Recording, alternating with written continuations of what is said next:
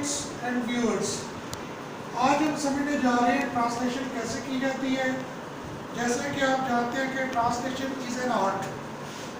Translation ایک فن ہے جس میں آپ آسانی کے ساتھ عبور حاصل کر سکتے ہیں. You can become a master of translating art. But اس میں کچھ ضروری ایلیمنٹس ہیں، کچھ میتھڈس ہیں، کچھ ٹیکنیکس ہیں that you have to follow, کہ جن کو آپ نے سمجھنا ہے. ٹھیک ہے، اس میں سب سے پہلے ایک ماڈل کے طور پر میں پیسج آپ کے سامنے کر رہا ہوں. اس پیسج کے کچھ سینٹینسز یہاں پر لکھے ہوئے ہیں. ان سینٹینسز کو آپ نے اچھی طرح سے سمجھنا ہے، اس کو فالو کرنا ہے کہ میں کس طرح سے کرتا ہوں. تو اسٹوڈینٹس شروع کرتے ہوئے یہاں پر آپ دیکھیں، آپ کے سامنے ایک سینٹینس ہے، میرے گھر کے سامنے ایک باغ ہے. دیکھیں، جب آپ نے ٹرانسلیٹ کرنا ہوتا ہے تو اس میں دو چیزیں بہت ضروری ہوتی ہیں، ایک سینٹینس، دوسرا ٹینس. کون سی دو چیزیں ضروری ہوتی ہیں؟ سینٹینس اور دوسرا ٹینس. نظر آنا چکا. سینٹینس اینڈ ٹینس، ان دونوں کا ڈفرنس آپ کو سمجھ آنا چاہیے. سینٹینس کی پہچان آپ جب کر رہے ہوتے ہیں ٹرانسلیشن تو اس میں آپ کیسے کرتے ہیں؟ دیکھیں، سینٹینس کی پہچان آپ کو بالکل اینڈ کے اوپر جو یہ سائن ہوتا ہے وہ آپ کو بتاتا ہے کہ یہ کون سا سینٹینس ہے. The right ending punctuation sign will tell you what kind of sentence is دس. اب دیکھیں، سینٹینس کی پہچان کے اندر اسٹوڈنٹس یہ دیکھیں، آپ سینٹینس کی کچھ ٹائپس ہوتی ہے.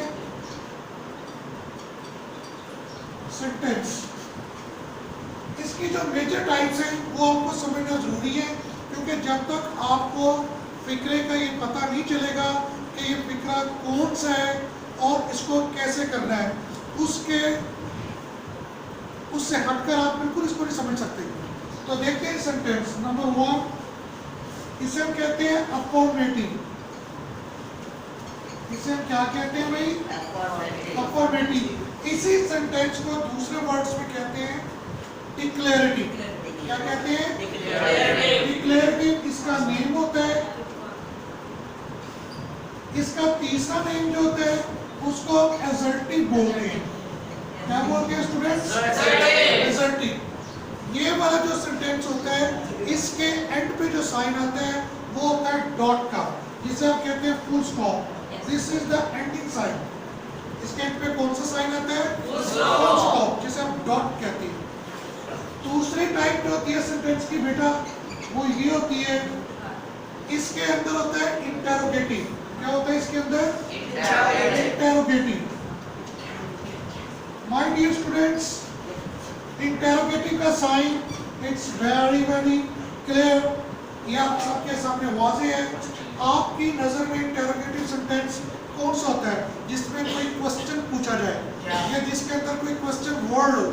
لیکن یاد رکھنا میری بات کہ کوسچن ورڈ کے ہونے سے ہی interrogative sentence نہیں ہوتا، اس کے علاوہ بھی ہوتا ہے.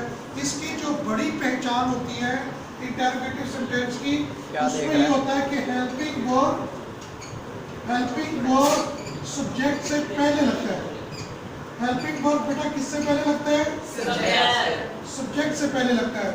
یہ بتاتا ہے آپ کو کہ یہ انٹروگیٹنگ سینٹینس ہے. What will this tell to you? یہ آپ کو بتائے گا کہ یہ انٹروگیٹنگ سینٹینس ہے. اگر کوئی سینٹینسز ایسے ہوتے ہیں ان کے اندر کوسچن ورڈ بھی ہوتا ہے لیکن وہ انٹروگیٹو نہیں ہوتے ہیں، جیسے کہ ہم انڈائریکٹ فارم میں کرتے ہیں، وہ ہم کسی اور دن اس کو انڈرسٹینڈ کریں گے. تیسری ٹائپ جو سینٹینس کی ہوتی ہے اسٹوڈنٹس، اسے ہم کہتے ہیں ایکسکلیمیٹری. ایکسکلیمیٹری اس کا سائن ویری کلیئر، بہت واضح ہوتا ہے. There is no difficulty to identify an exclamatory sentence. اس کے اندر آپ اس سائن کو دیکھ کر ایزیلی انڈرسٹینڈ کر سکتے ہیں. یاد رکھیے ایکسکلیمیشن سینٹینس وہ ہوتا ہے جس کے اندر سڈن فیلنگ آف جوائے، اچانک خوشی کا اظہار ہوتا ہے یا غم کا اظہار ہوتا ہے یا ان سب سے ہٹ کر حیرت کا اظہار ہوتا ہے، اس میں سرپرائز آتا ہے. اس کے اندر کچھ ورڈز ہوتے ہیں، ان ورڈز کو ایک مدد سے ہم اس کو پہچانتے ہیں. جیسے آپ کہتے ہیں واو، ہا ہا، ہرا، اوہو، ہائے. یمین. یہ الاس, یہ کچھ ایسے ورڈز ہیں جو کہ ایکسکلیمیٹری ہوتی ہیں. یہ ایکسکلیمیٹری سینٹینس کے اندر لازمی استعمال ہوتے ہیں, ٹھیک ہے بھائی. اس کے علاوہ کچھ سینٹینسز ایسے ہوتے ہیں جن کے اندر یہ ورڈز نہیں ہوتے لیکن وہ ہوتے ایکسکلیمیٹری ہیں. جیسے آپ کہتے ہیں جی what a beautiful house, how great you are, what a lovely picture. ان سب کے اینڈ پر ایکسکلیمیٹری مارک آتا ہے. ان سب کے اینڈ پر ایکسکلیمیٹری مارک آتا ہے. جی نمبر 4 آپ دیکھتے ہیں بچے, بہت سینٹینس ہوتے ہیں امپیریٹیو. ان امپیریٹیو سینٹینسز, اچھا امپیریٹیو سینٹینس اور ایزرٹیو سینٹینس, ان دونوں کا اینڈنگ سائن فل سٹاپ یا ڈاٹ ہوتا ہے. ان دونوں کا اینڈنگ سائن کیا ہوتا ہے؟ فل سٹاپ یا ڈاٹ ہوتا ہے, ٹھیک ہے. اب ان دونوں کے اندر آپ ڈفرینشیٹ کیسے کریں گے؟ ان دونوں کے اندر آپ ڈفرینشیٹ اس طرح کریں گے کہ امپیریٹیو سینٹینس جو ہوتا ہے اس کے اندر ہمیشہ جو چیز ہوتی ہے وہ ہوتا ہے آرڈر ہوتا ہے, ریکویسٹ ہوتی ہے, اس کے اندر سجیشن ہوتی ہے, اس کے اندر ایڈوائس ہوتی ہے, اس کے اندر کسی چیز سے فوربیڈن کیا جاتا ہے, اس کے اندر کوئی پرپوز ہوتا ہے, کوئی پرپوزل ہوتا ہے, اس طرح کی باتیں اس کے اندر ہوتی ہیں. اور ایک اور چیز یہ ہوتی ہے, it always starts, imperative sentence always starts with an action verb. یہ ایکشن ورب کے ساتھ ہمیشہ اسٹارٹ لیتا ہے. For example, come here, go away, sit down, stand up, write this, do this, get it, shut up. Okay, got it guys? Yes, sir. اب ہم سمجھ چکے ہیں کہ امپیریٹیو سینٹینس اور افرمیٹیو سینٹینس ان دونوں کے اندر آپ کیسے ڈفرینشیٹ کر سکتے ہیں, ٹھیک ہے بھائی گائز. نمبر 5 جو ٹائپ ہے اسے کہتے ہیں آپٹیٹیو. What is the number 5th type called? That is called optative sentence. What is that called? Optative. Optative sentence کے اندر کیا ہوتا ہے؟ اس کے اندر آپ کسی چیز کی خواہش کرتے ہیں, آپ کسی کے لیے دعا کرتے ہیں, یہ دونوں چیزیں اس کے اندر پائی جاتی ہیں optative sentence کے اندر. اب آپ دعا کرتے ہیں کسی کے لیے تو اس کے لیے آپ ورڈ یوز کرتے ہیں may. What kind of word you use? May. اس کے اینڈ پہ یہ سائن لازمی آتا ہے, ایکسکلیمیٹری سائن. جب آپ کسی کے لیے دعا کر رہے ہوتے ہیں کہ may you live long, may you succeed, may you reach the destination, may you prosper, اس طرح کی باتیں اس کے اندر ہوتی ہیں. اس کی جو دوسری ٹائپ ہوتی ہے اس کے اندر ڈیزائر ہوتی ہے. What is found in that? اس کے اندر ایک خواہش ہوتی ہے, ڈیزائر ہوتی ہے. فار ایگزامپل آپ کہتے ہیں if I were the president of Pakistan, if I were a billionaire, اس کے اندر یہ چیزیں پائی جاتی ہیں کہ کاش میں ایسا ہوتا, کاش میں ویسا ہوتا, کاش میرے پاس یہ ہوتا. اس طرح کی اس کے اندر خواہشات پائی جاتی ہیں.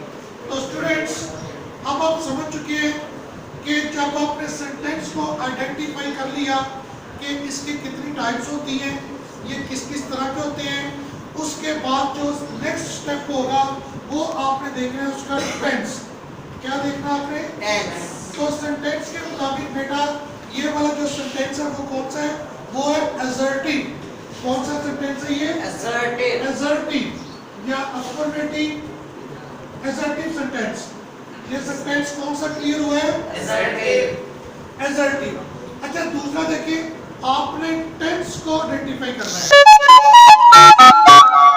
کہ بالکل جو رائٹ اینڈنگ ورڈ ہوتا ہے سینٹینس کے اندر, یہ والا, یہ ہمیں بتاتا ہے ٹینس. بالکل رائٹ اینڈنگ ورڈ ہمیں کیا بتائے گا؟ It will tell us about tense. اب دیکھیں اس کے اندر ورڈ لکھا ہوا ہے.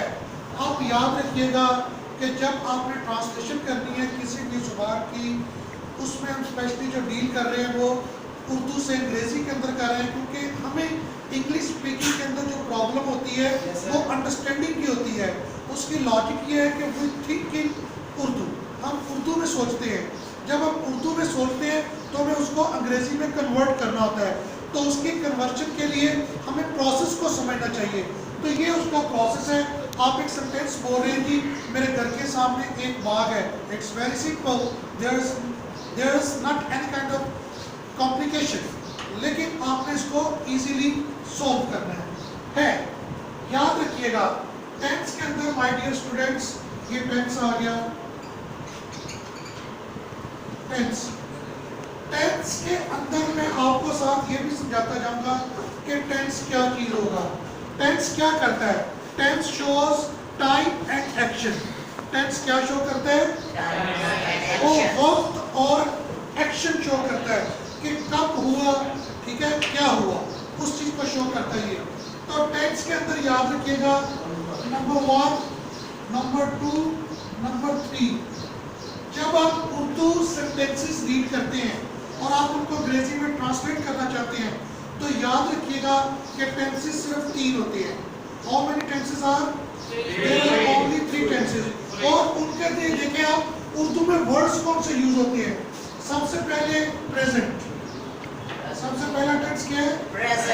پریزنٹ.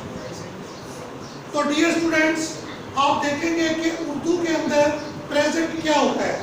اردو کے اندر پریزنٹ اس کے لیے جسٹ 3 ورڈ ہے اور ہوں. These are the only 3 words which are used to identify a tense in Urdu. Present میں کیا ہوتا ہے and who. تو dear students جب آپ کسی سینٹینس کو ٹرانسلیٹ کرنے جا رہے ہیں تو آپ نے اس کے بالکل اینڈنگ والے ورڈ کو دیکھنا ہے کہ وہ کیا ہے. اگر اس ورڈ کے اندر یہ ہے تو اس کا مطلب کہ یہ پریزنٹ ٹینس ہے. What does it mean? کہ یہ پریزنٹ ٹینس ہے, یہ پریزنٹ. اب دیکھیے ہم بات کر رہے ہیں کہ تینوں ٹینسز کے ساتھ ساتھ ہم پہچان بھی کرتے جا رہے ہیں. It will make tenses very easy for you. You will never find any kind of difficulty regarding the understanding of tenses. اب دیکھیے past کیا ہوتا ہے. past کو آئیڈینٹیفائی کرنا it is also very easy. For example اس کے and پہ آئے گا تھا, تھی, تھا. What will come right in the ending of the sentence? تھا. اچھا دیکھیے یہ تو پاسٹ ہو گیا. اس کے علاوہ بھی کچھ سملر ورڈز ہوتے ہیں جو کہ پاسٹ ٹینس کے اینڈ پر استعمال ہوتے ہیں. ان کے لیے کچھ اسپیشل ہوتے ہیں. یہ دیکھیں جیسے لیا, پیا, پیا, کھیلے, اس طرح کے ورڈز آتے ہیں. ٹھیک ہے بھائی. اب دیکھیے پاسٹ کلیئر ہو گیا. جب کسی اردو سینٹینس کے آخر پر یہ ورڈز ہوں گے آپ سمجھ جائیں گے کہ یہ پاسٹ ٹینس ہے. What will you come to understand? کہ یہ پاسٹ ٹینس ہے. اب دیکھیں گے ہم فیوچر کی بات کریں گے. فیوچر اردو سینٹینسز کے اندر فیوچر کو انڈرسٹینڈ کرنے کے لیے بھی جسٹ 3 ورڈز. اس میں کیا ہے؟ گا, ہی, یہ. جب کسی سینٹینس کے آخر پر گا, ہی, یہ میں سے کوئی ورڈ آ جائے گا تو آپ اس کو سمجھ جائیں گے کہ یہ فیوچر ٹینس ہے. آپ اسے کیا سمجھ جائیں گے؟ فیوچر ٹینس ہے. اب دیکھیں ہمارے پاس جو ٹینس کلیئر ہوا ہے وہ ہے پریزنٹ. کیا کلیئر ہوا؟ پریزنٹ. اب دیکھیے اس کی جو تیسری کنڈیشن ہوتی ہے, جو تھرڈ مین چیز ہوتی ہے وہ کیا ہوتی ہے؟ اس کی کنڈیشن.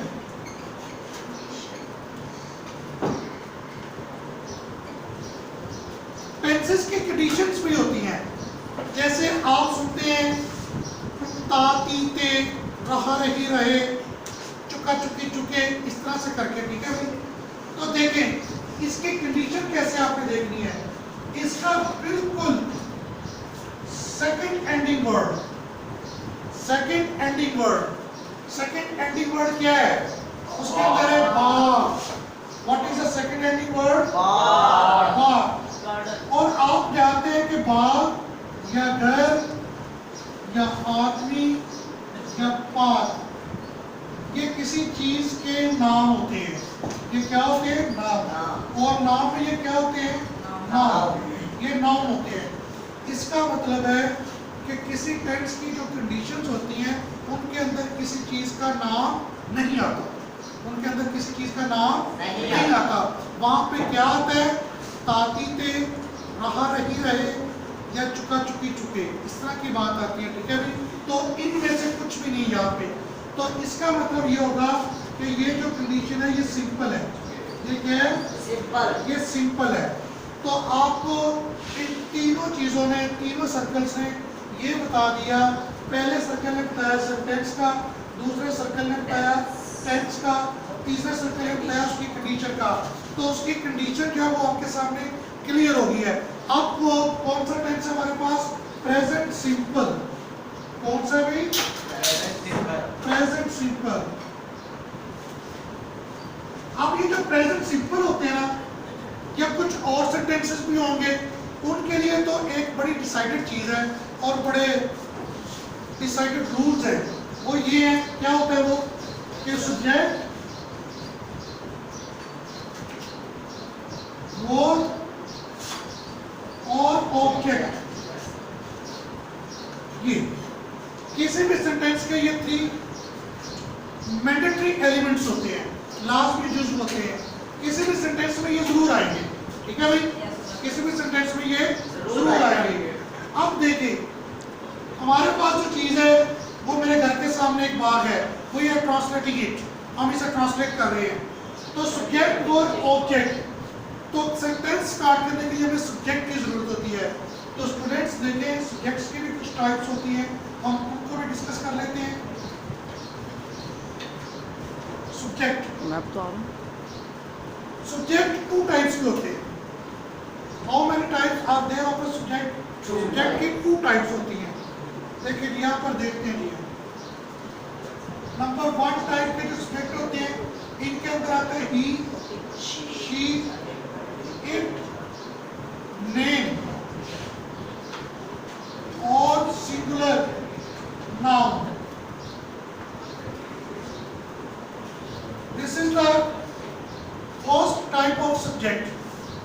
میری بات یاد رکھیے گا کہ سبجیکٹس کی دونوں ٹائپس کو انڈرسٹینڈ کرنا بہت ضروری ہے، کیونکہ آپ جتنی بھی مسٹیکس کرتے ہیں جب ہم ٹرانسلیٹ کرتے ہیں، چاہے اردو سے انگلش میں جائیں چاہے انگلش سے اردو میں آئے، آپ کی جو مسٹیکس ہوتی ہیں وہ سبجیکٹ کی وجہ سے ہوتی ہیں. تو سبجیکٹس کو اسٹوڈنٹس آپ نے لازمی طور پر اپنے مائنڈ میں سیو کرنا ہے.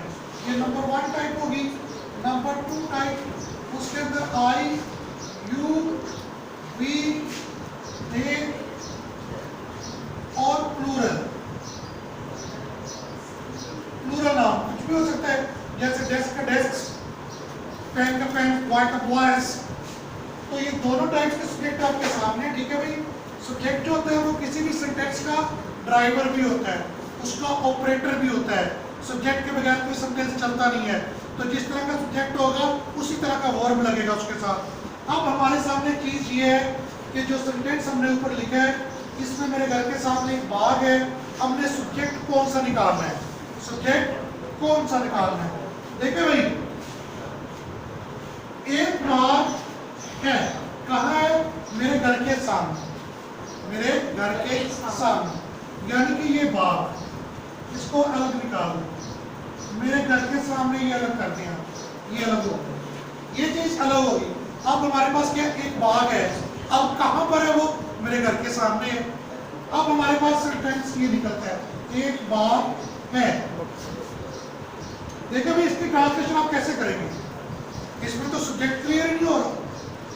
It is very difficult to clear out any kind of subject, to use any kind of subject.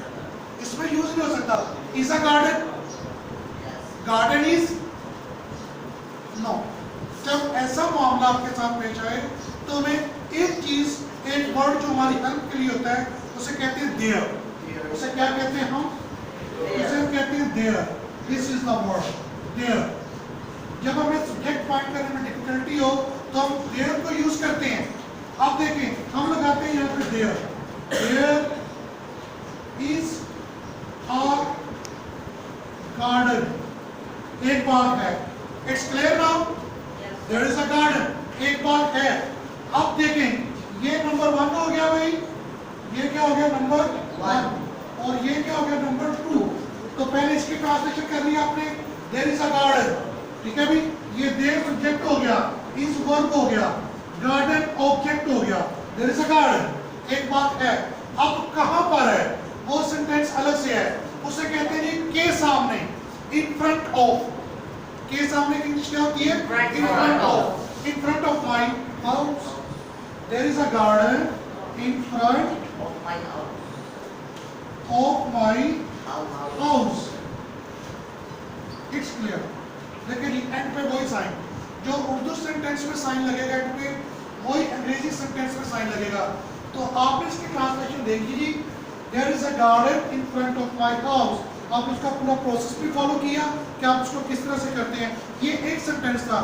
انگریزی زبان یا کوئی اور زبان, کوئی بھی لینگویج ہو, اس کے اندر آپ بہت سارے سینٹینسز, بہت سارے ورڈز آپ یوز کرتے ہیں.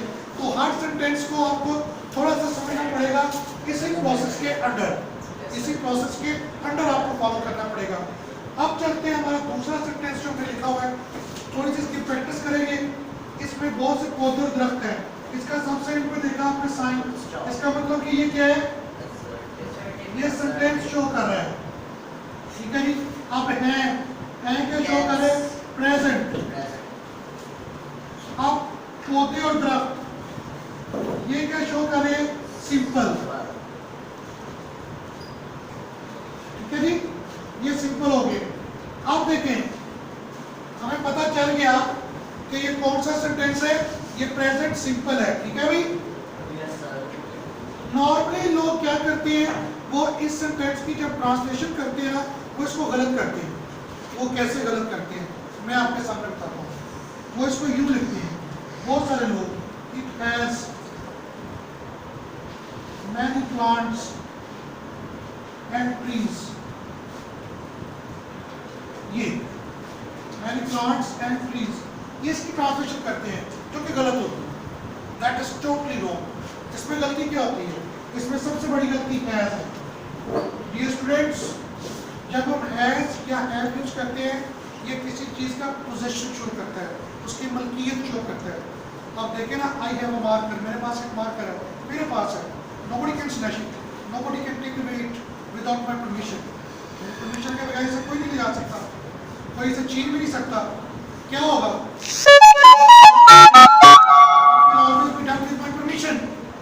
تو کیا باغ جو ہے اس کے اندر اگر پودے اور درخت ہیں تو کوئی بندہ آتا ہے کہ پودا اٹھا کے لے جاتا ہے, کوئی پھل اتار کے لے جاتا ہے, کوئی پھول اتار, کوئی باغ اسے روک سکتا ہے؟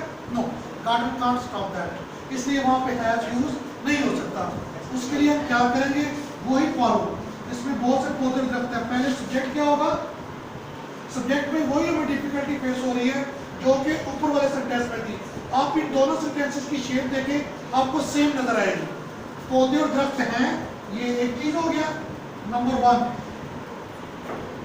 بہت سے نمبر 2, اس میں نمبر 3, تقریباً وہی چیزیں ہیں. اب پودے اور درخت جو ہے اس کے لیے تو ہمیں سبجیکٹ کی پرابلم فیس کرنا پڑے گی.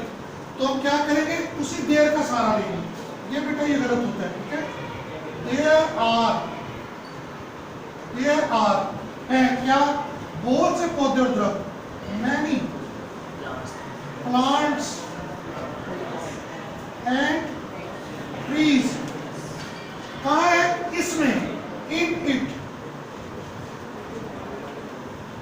اسٹوڈینٹس آپ کو اس کی سمجھ لگی کچھ؟ ابھی ہم اس کا جو بقیہ اس پیراگراف کا ہے وہ ہم پھر کریں گے نیکسٹ ویڈیو میں انشاءاللہ آپ کو سمجھائیں گے. Okay guys.